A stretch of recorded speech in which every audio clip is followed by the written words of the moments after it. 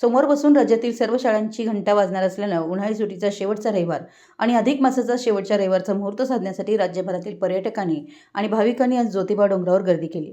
सुट्टीचा हा शेवटचा रविवार असल्यानं सकाळपासूनच मंदिर परिसरात भाविकांचा अक्षरशः महापूर ओसंडून वाहताना दिसला। संपूर्ण ज्योतिबा मंदिर परिसर, मंदिर मार्ग आणि सेंट्रल परिसराला या गर्दीमुळे यात्रेचं स्वरूप आलं होतं। नवं शैक्षणिक वर्ष सुरू होण्यास अवघे 1 दिवस शिल्लक असल्यानं पालकांनी मुलांसह ज्योतिबा डोंगराला पहिली पसंती दिली। रविवारी पहाटेपासूनच मंदिरात दर्शनासाठी येणाऱ्या भाविकांचा ओढा प्रचंड वाढला। मंदिराबाहेर उभारण्यात आलेल्या दर्शन मंडपामध्ये भाविकांच्या लांबच लांब रांगा लागल्या होत्या। तासनतास रांगेत उभे राहून भाविक ज्योतिबाच्या नावानं चांगभलचा जयघोष करत दर्शन घेत होते।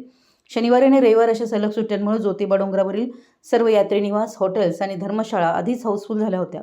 दर्शनासाठी आलेल्या पर्यटकांनी मेवा, मिठाई, प्रसाद, खेळणी खरेदीसाठी मेन पेठ रोडवरील बाजारपेठेत मोठी गर्दी केली होती।